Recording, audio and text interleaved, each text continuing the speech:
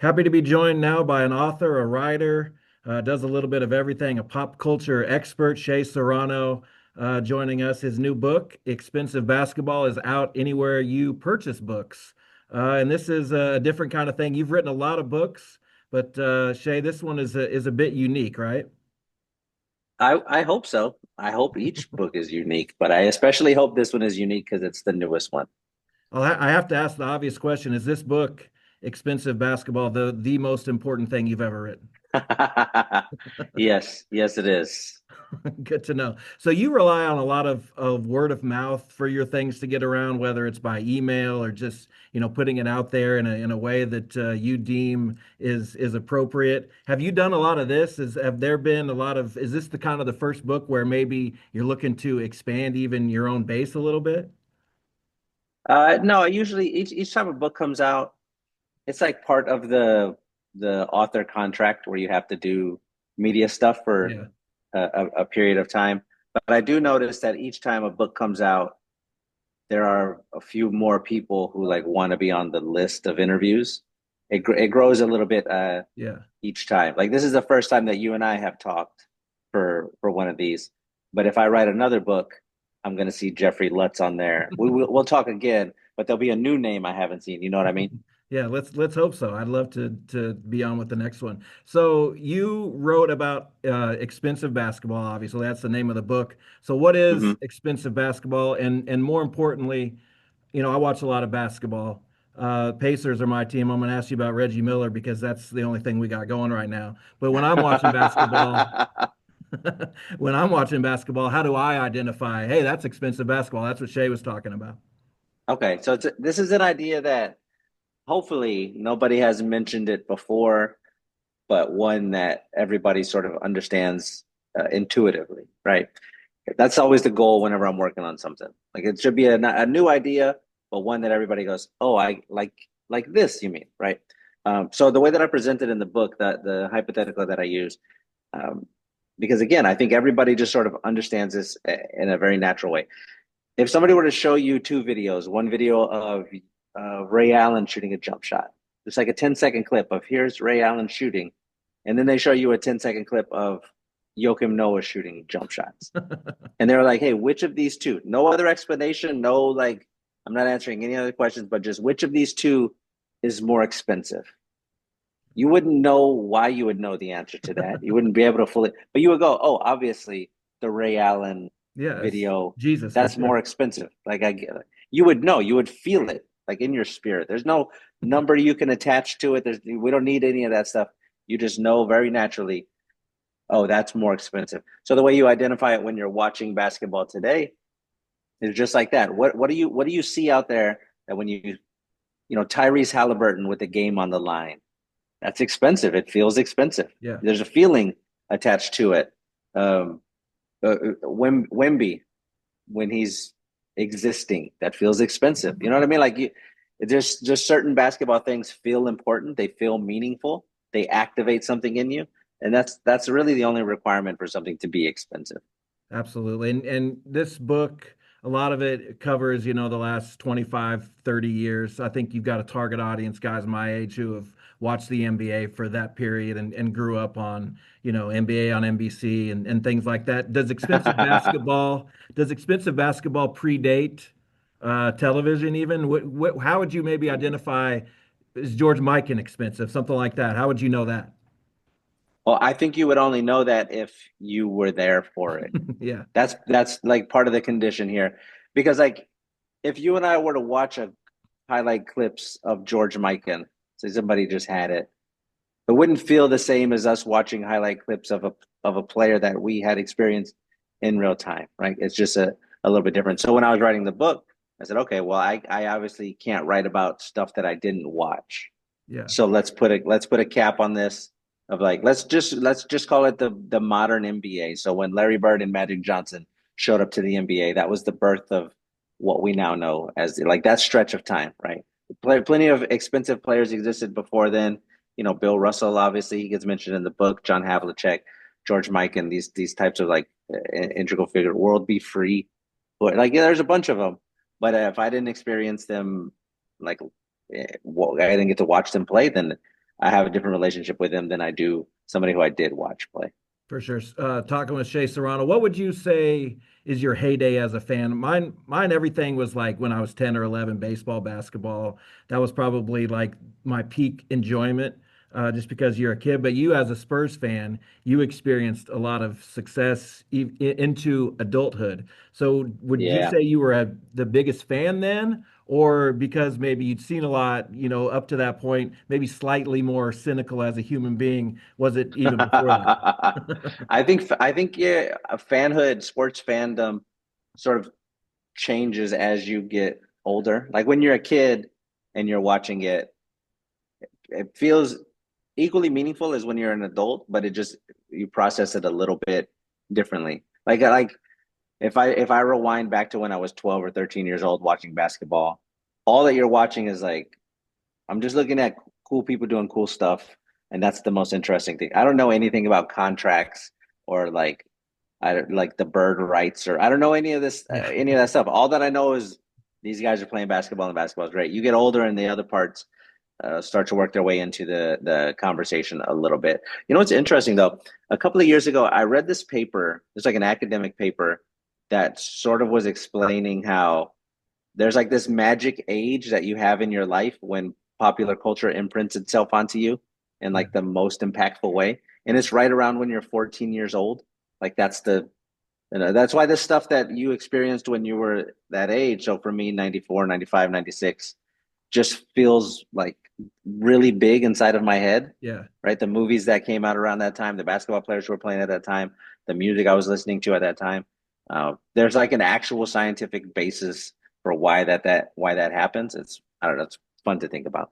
Yeah, and we see the large collection of VHS. We know you've written about movies, you've written a lot about music, you've written about Hmm. television, and in reading the book, you see some of that. You see, hey, I'm gonna write about a movie to compare with the basketball or to find a frame of reference. How much do you enjoy that when those loves, those passions of yours get to intersect, and you get to kind of Oh man, use those comparisons? that's my absolute favorite thing in the world. You know what I mean? Like when pop culture sort of folds over onto itself. Like I remember being a kid and watching Teenage Mutant Ninja Turtles 2, Secret of the Ooze. And there's a scene at the end when they get into a fight and they like bust through the wall of a nightclub during the fight, and Vanilla Ice is on stage performing. And I just remember being like, holy friggin' crap. Like it's all of the stuff that I like. It's the Ninja Turtles and Vanilla Ice. Or like I'm watching Fresh Prince of Bel Air and there's an episode where like Boys to Men is on there. I'm like, Yeah. oh my God. Like it's all the stuff that I like I really like when it overlaps like that. It's like very exciting for me. Yeah, the christening episode, the Boys to Men. Yeah, yeah, I was watching yeah. that not too long ago for whatever Yeah. reason. Yeah, Because it's it's beautiful. great. That's Yeah, why. it absolutely is. So I said I was going to ask you about Reggie Miller. I was thrilled that he got a chapter in a book, and it's not really just a chapter. It's an expansion sort of his career and all the moments that he had. So what was writing that chapter? What was that experience like for you? I know, like you said, that's probably you go back. It takes you back to those times. I'm sure when you're writing about that stuff. Yeah, it really does. So Reggie Miller was the like often credit him as the guy who made me fall in love with basketball. He was the first basketball player I ever loved. Yeah, Right? I'm growing up in San Antonio. I'm 44 years old. So I started watching basketball like pre David Robinson with the San Antonio Spurs. Right. And then I'm there when David shows up. And that's my favorite team. I have this history with them. But basketball in San Antonio for a lot of years looked a certain way. Like David was the like our first superstar. It's very, very Christian athlete, very like, like very humble, very just gonna go out there and do his work and he's not going to talk trash. He's not going to get into altercations. He's just yeah, going to try to win the game, and he's going to have a flat top and do two-handed dunks. That's what David Robinson was doing, right? So that's the basketball I saw all of the time because this was pre-internet. This is pre-league pass. You got to watch the basketball games that your local team was playing in, or maybe eventually like a national game of the week type situation. And one of those game of the week type situations happens, in the early 90s, and it's the Indiana Pacers against some other team. I don't know. I don't even Yeah. remember. But it was like I'm watching TV, seeing this new guy. Who is this guy who's out here talking trash, shoving players, shooting threes, doing just like all, again, when you're a kid, all you're interested in is the coolest stuff. He was doing all of the coolest things possible all at the same time. And I was immediately just sort of captivated. Like things will happen in your life as you're growing up where your world sort of opens up a bit. Yeah. And Reggie was like the guy who opened the door and was like, hey, check out this other stuff for me. And so immediately I loved him. Immediately I just became like obsessed with Reggie. I wanted to be like Reggie. I wanted a Reggie Miller jersey. I wanted whatever shoes he was wearing. He was like that guy for me. And so I knew when I was writing this book that is essentially like every chapter is about a different sort of basketball emotion you can feel or an emotion that basketball evokes out of you. I was like, well, there's going to be like the Reggie Miller chapter is a non-negotiable here. He's got to be in here. Yeah. This is the first guy that I love. I even like all through my office, I have all kind of Reggie Miller type stuff, but I keep on my desk a Reggie Miller basketball I card that I love got as a gift, that. like a couple of years. It's autographed and everything. I like had him write the foreword for my initial basketball book. Like I just always loved him. And I always wanted to like have a Reggie Miller chapter in something so that it'll just live forever. Somebody could look back and go like, "Oh, he felt like this about this guy." Yeah, for sure. I think part of the reason that people gravitate to you is because you just have a unique perspective on pretty much everything that you write about, Mm. especially. So from that point of view, from your point of view, how have you noticed and witnessed the expansion, the prevalence of women's basketball over the last handful of years or so? Oh, that's been really really cool to watch happen. So I started watching the WNBA in 2018, right? So I was already like 20 years late or whatever. But that was the first season where I was like, okay, I want to watch the WNBA the same way I watch the NBA, which is like during the season, there's just always a game on my TV. With the NBA, like right now, Monday and Tuesday, that's like the Peacock. You got to have the games around Peacock, and Yeah. then there's the Thursday night prime, and you can like piece it all together when they're playing. And I was like, okay, 2018, I want to do that with the WNBA, right? I'm going to pick a team. I ended up going with the Las Vegas Aces because they were in part an offshoot of the San Antonio Spurs. They were at the time the San Antonio Silver Stars. They go to Vegas. They become the Aces. So I'm like, all right, there's a tie to San Antonio, and then also they had just drafted Asia Wilson, who I was hearing was like this young power forward player who had a chance to like do something great. I was like, oh well, I this all seems very familiar to me as a San Antonio Spurs fan. Drafting a young power forward player who has a chance to be great, awesome. It all worked out great. But that first season, I remember trying to watch the games, and you couldn't like flip through channels and find different games on. The only way you could watch them is every once in a while there'd be one on national TV, but mainly you had to get the league pass and then you had to like plug your laptop into your TV if you wanted it on Yeah. your TV, right? That's how it started. But now I can do what I do with the NBA where it's like every night there's a game on somewhere that I can watch just on my TV. And and that only happens because it's getting bigger and bigger and bigger. Um, but yeah, watching it grow the way that it has, it's very exciting. More basketball is always good, and it's just very, very fun. No doubt. So I'm curious because, like I said, you have that unique perspective, and my experience. I've been in journalism slash the media for quite a long time, and it wasn't really until I did started doing radio, which was 10 years ago or so, where I like found my inner voice as a human being, as a person. My confidence grew, everything like that, in social situations, whatever. So, like I said, you have a voice that is unique. How did you find your voice? What was the process to where, I'm just going to write this. This is how I feel. I'm going to put it on paper and I'm sending it out to the world. That takes a couple of years, it feels like, in any sort of creative capacity, right?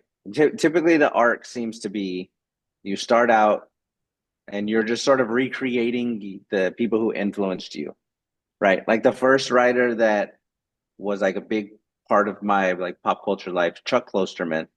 And so I was like, oh, I'm going to try to write like Chuck Klosterman. Yeah. right? And then you find out, and then you like learn about Bill Simmons, and you're like, I'm gonna try to write like Bill Simmons. And then you find like Wesley Morris or Doreen St. Felix or Hunter Harris or whoever it is. You're just like picking up tricks and ideas along the way. And then eventually you're able to take all of these things that other people are doing and like mush them together and make it into your own thing, right? Like if we're, this is a basketball conversation. We watch this happen in basketball all the time. You go watch like early Kobe games. You see him being like, oh, Jordan was doing this. I'm going to try that. Oh, Dirk is doing this one-legged fadeaway. I'm going to work that into my game. Like he's picking pieces out and like mushing them together. And then eventually he wasn't playing like other players anymore. He was playing like Kobe Bryant. And then other players were like, oh, I'm going to try to copy what Kobe's doing. You know what I mean? I think the same thing happens with writing. The same thing happens with radio announcers or radio personalities, TV personalities. You're just at the beginning, like this amalgam of your influences until eventually it becomes like your thing. For sure. So tell me your thoughts on the current NBA product. As a Spurs fan, I'm sure you're feeling pretty good. That's a really good team, especially when Wemby is back healthy. So how are you taking in 2025, 2026 NBA basketball? This has been a great season so far. Separate of Wimby's down, Castle's down, Harper's down. It seems like a I just was reading something about how like 60% of NBA All Stars are out or something Crazy. goofy like that, Yeah. right? It's nuts. So that part sucks a bunch. But separate of that, the Spurs are playing meaningful basketball again. Like we just had a 2 game homestand recently against the Golden State Warriors. And it felt for the first time in like a number of years that a team came to our arena with the like intention of beating us with a purpose in mind, Yeah. with a reason. Like we have of course lost games at home before, but it felt like what happened was the Golden State Warriors walked into San Antonio and they were like, "Hey," they do the thing that old teams do against young teams, where they're like, "Hey, there's a chance we run into these guys in April.